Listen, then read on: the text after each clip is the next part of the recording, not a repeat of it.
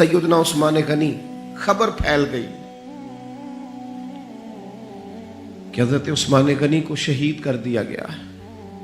उन्होंने हजरत उस्मान को रोक लिया था, बिठा लिया था। यहां खबर फैल गई जनाब उस्मान को शहीद कर दिया गया।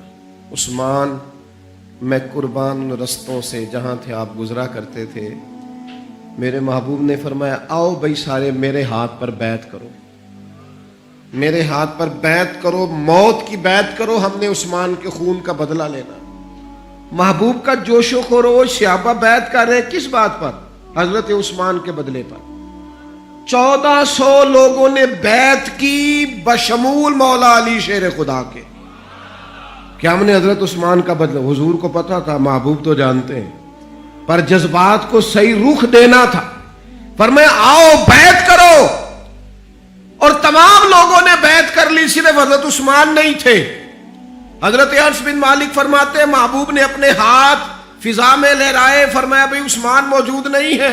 फरमाया ये हाथ मेरा, ये मेरे उस्मान का, लो मैं उस्मान की भी बैत करता हूं, ये उस्मान की भी। हजरत अनस बिन मालिक फरमाते हैं, जनाब अनस बिन मालिक फरमाते हैं कसम अल्लाह की, वो जिस वक्त नबी पाक ने कहा ना ये उस्मान का हाथ है, फरमाते हैं उस वक्त उस्मान का हाथ कायनात के सब लोगों के हाथों से बेहतर हो गया था। इतनी अजमतें मिली हजरत उस्मान गनी को, इतना मकाम मिला सैयदना उस्मान को। ये जो लोग हैं ना, ये जो दरवाजा रसूल के खास गुलाम है, इन गुलामों की मोहब्बत से फैज आएगा रसूल पाक की मोहब्बत का। गुलामी की तबीयत चाहेगी, इनसे प्यार करोगे तो मदीने वाले के महबूब बन जाओगे। इन लोगों से सीखेंगे कि दीन का असल मिजाज क्या है, ये बताएंगे। हजरत उस्मान गनी रज़ी अल्लाह ताला अन्हु, उन्होंने रसूल कायनात सल्लल्लाहु ताला अलैहि वसल्लम से मोहब्बत की, प्यार किया।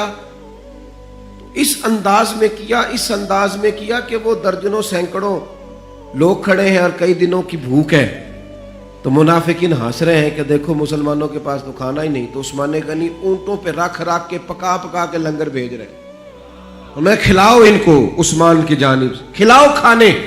हजरत उस्मान गनी एक सहाबी कर्ज ले गए, कुछ दिनों के बाद आए, आके कहने लगे वापस ले कहने लगे मैंने तो मुरब्बत में दे दिया था, तो मेरे नबी पाक का गुलाम है, मैं तो उस निस्बत का पाबंद दे दिया था, वापसी का क्या माना हूं। हजरत सैयदना उस्मान गनी का ढला हुआ रसीला सजीला मिजाज, उसमें खूबसूरती, उसमें ठहराव, उसमें रसूल पाक की मोहब्बत का रंग। हजरत रुकैया रज़ी अल्लाह ताला अन्हा हुजूर की साहिबजादी हैं, उनके साथ हजरत उस्मान गनी का निकाह हुआ। जनाब उसामा बिन ज़ैद कहते हैं हुजूर ने मुझे कुछ चीज़ देने भेजा। अभी मैं छोटा था, घरों में चला जाता था, और बाज ने लिखा अभी पर्दे की आयतें ही नहीं आई थी, लोग जाते थे एक दूसरे के घरों में। हजरत उसामा बिन ज़ैद कहते हैं मैं गया खाना देने, तो मैंने दोनों मियाँ बीवी को घर में बैठे देखा। मैं वापस आया तो महबूब फरमाने लगे मेरी बेटी और मेरे दामाद को देखा है? तो मैंने कहा या रसूलल्लाह देखा है। फरमाया इतने खूबसूरत लोग पहले भी कभी देखे? इतने खूबसूरत थे हजरत उस्मान गनी, इतने हसीन थे, इतना उनके मिजाज में नफासत थी, इस कदर ज्यादा शर्म हया वाले। हुजूर फरमाते हैं ऐसे लोग कभी देखे? मेरे दोस्तों, इन लोगों से प्यार करना, इनसे मोहब्बत करना, इनके नामों पर अपनी औलादों के नाम रखना, इनकी गुलामी का जिक्र अपनी तबीयतों में पैदा करना, और फिर नबी पाक सल्लल्लाहु ताला अलैहि वसल्लम ना उनका जिक्र करते तो मुख्तलिफ अंदाज में, मुख्तलिफ जावियों से। महबूब एक बाग में बैठे, ये भी जरा देखना, कभी मन मौज में होता है और तन शौक में होता है, कभी कैफियत और होती हैं। कभी वो एक मकाम पे कहा था ना, मेरे ऊपर एक ऐसा वक्त आता है कि मेरे साथ मेरा रब होता है जो उसकी शान के लायक। तो नबी पाक अलैहिस्सलाम पर गोया वो जो हुजूर फरमाते हैं ना, मेरे साथ एक ऐसा वक्त आता है जब मेरे साथ मेरा करीम मालिक करम नवाजी फरमाता है, वही आती है, यह कलाम करता है।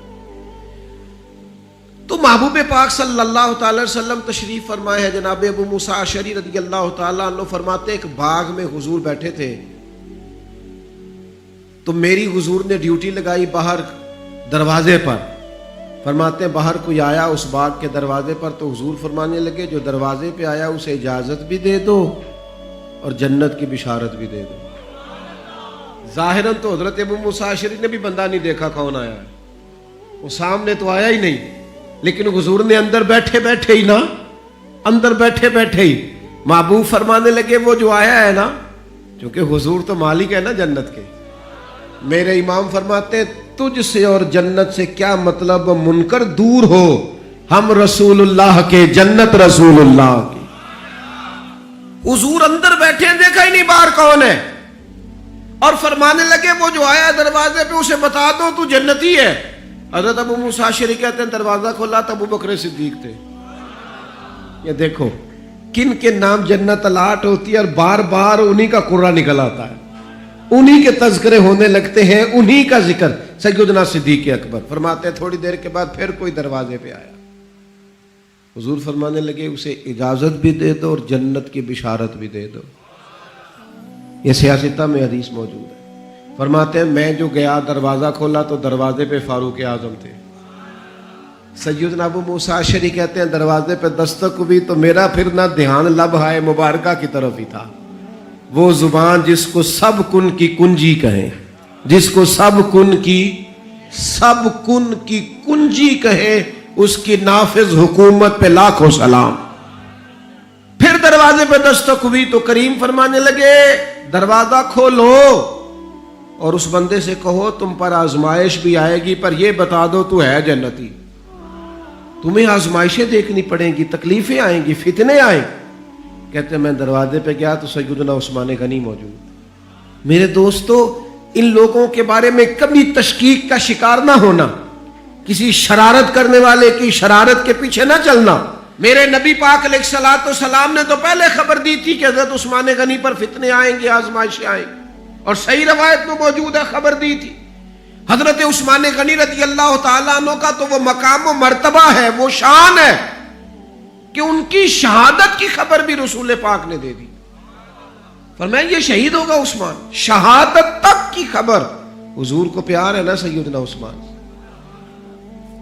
نبی پاک صلی اللہ تعالی علیہ وآلہ وسلم احد پہاڑ پہ گئے تو احد پہاڑ کانپنے لگا۔ کون تھا حضور کے ساتھ؟ حضرت صدیق اکبر تھے، سیدنا فاروق اعظم تھے، اور حضرت عثمان غنی تھے۔ احد پہاڑ کانپنے لگا۔ ویسے ہمارے بزرگ فرماتے ہیں کانپ نہیں رہا تھا، اسے پتہ چلا محبوب آیا تو وجد کر رہا تھا، وہ نہ ذرا وجد کر رہا تھا، سرور میں آ گیا، وہ کانپنے لگا۔ محدثین نے لکھا ہے کانپنے لگا، اس میں حرکت آئی، اور جب وہ حرکت کر رہا تھا، کانپ رہا تھا، وجد کر رہا تھا، تو حضور پتہ کیا فرماتے ہیں احد سے؟ یہ باتیں ہم سنتے ہیں، کبھی ان کا مزہ تو لے کے دیکھو، پھر غور کرو۔ حضور ہیں پہاڑ پہ، حضرت عمر ہیں، سیدنا ابو بکر ہیں، حضرت عثمان ہیں۔ حضور پہاڑ پہ ہیں، پہاڑ کانپا ہے، وجد کیا ہے، حرکت کی ہے۔ حضور پتہ کیا فرماتے ہیں؟ فرماتے ہیں احد ٹھہر جا، تیرے اوپر ایک نبی ہے، ایک صدیق ہے، 2 شہید ہیں۔ اور تو دیکھ تو صحیح، مقام دیکھ، اعزاز دیکھ، احترام دیکھ، تیرے اوپر ایک نبی ہے، ایک صدیق ہے، اور 2 شہید ہیں۔ دنیا میں بڑے شہید ہوئے، پر اس شہید کا مرتبہ بھی جانتے ہو جسے حضور نے شہید کہا؟ ایک تو یہ ہے نا پراپوگنڈے پر لوگ بڑے لوگوں کو شہید کہتے ہیں، اور جنہیں حضور کی زبان اطہر شہید کہے، نبی پاک جنہیں شہید کہے۔ رسول پاک علیہ السلام نے فرمایا 2 شہید ہیں۔ تو 2 شہید کون تھے؟ ایک حضرت عمر فاروق، ایک حضرت عثمان غنی۔ اور پھر نبی پاک نے میری شہادت کی خبر نہیں دی، حضور نے یہ بھی بتایا ان کا مقام کیا ہوگا، ان کو ملے گا کیا۔ اللہ کے حبیب صلی اللہ تعالی علیہ وسلم فرمانے لگے ایک تو شہادت ہے، اور شہید کو جنتی، اور صحابی ویسے ہی جنتی، اور پھر عشرہ مبشرہ، اور پھر خلفائے راشدین، اور پھر سیدنا عثمان غنی، اور پھر شہادت کا اعزاز۔ یہ ساری نسبتیں تو اپنی جگہ، لیکن رسول کریم صلی اللہ تعالی علیہ وسلم ارشاد فرمانے لگے ہر نبی کا کوئی نہ کوئی رفیق ہوتا ہے، اور فرمایا میرا رفیق عثمان غنی ہے، وہ بھی جنت میں، یہ جنت میں میرے رفیق ہوں گے، میرے ساتھ ہوں گے سیدنا عثمان غنی رضی اللہ تعالیٰ عنہ۔ رسول اللہ صلی اللہ علیہ وسلم نے ان کی عظمتوں کو بیان کیا، ان کا جو حضور کے ساتھ غلامی کا رشتہ ہے، جو نبی پاک علیہ السلام کے ساتھ وفا کا رشتہ ہے، ہر مقام پر، ہر موقع پر جس طرح سیدنا عثمان غنی اپنی خدمات لے کے حاضر ہیں، پیش ہیں، ہر جگہ موجود ہیں، حضور کا ان پر اعتماد ہے. بہت گہری محبت ہونی چاہیے امت کو حضرت عثمان غنی سے، بہت زیادہ وارفتگی اور شوق ہمارے دل میں ہونا چاہیے سیدنا عثمان غنی کا، اور اس قدر احترام سے ہمیں لوگوں کے تذکار اپنی اگلی نسل تک منتقل کرنے چاہیے کہ وہ لوگ ان کی دیکھیں نا. آج سب سے بڑا مسئلہ نوجوان نسل میں کیا ہے؟ جو چیز ہمیں سب سے زیادہ اپنے بچوں میں پیدا کرنے کی ضرورت ہے وہ شرم و حیا ہے، وہ سنجیدگی ہے، وہ معاملہ فہمی ہے، وہ وزاداری ہے، وہ وقار ہے، وہ متانت ہے، سنجیدگی ہے. ہماری آنے والی نسل ان خوبیوں کا شکار ہو جائے تو میں سمجھتا ہوں کہ جو لوگ اپنی آنے والی نسل میں وقار پیدا کرنا چاہیں، سنجیدگی پیدا کرنا چاہیں، ان کے اندر وہ وزاداری لانا چاہیں، شرم و حیا لانا چاہیں، سب سے زیادہ ضروری ہے کہ حضرت عثمان غنی کی سیرت انہیں سکھائیں. یہاں لوگوں کے پاس پیسہ آتا ہے تو پیسہ بڑا بندے کو بااعتماد کر دیتا ہے، تو بہت سارے لوگ پھر وہ بڑی بڑی عجیب و غریب معاملات میں نہیں چلے جاتے. اللہ ماشاءاللہ چلے، سب کی بات نہیں کرتا، ڈھیر سارا طبقہ دولت کے نام پر مختلف قسم کی معاذ اللہ عیاشیوں میں لوگ مبتلا ہو جاتے ہیں.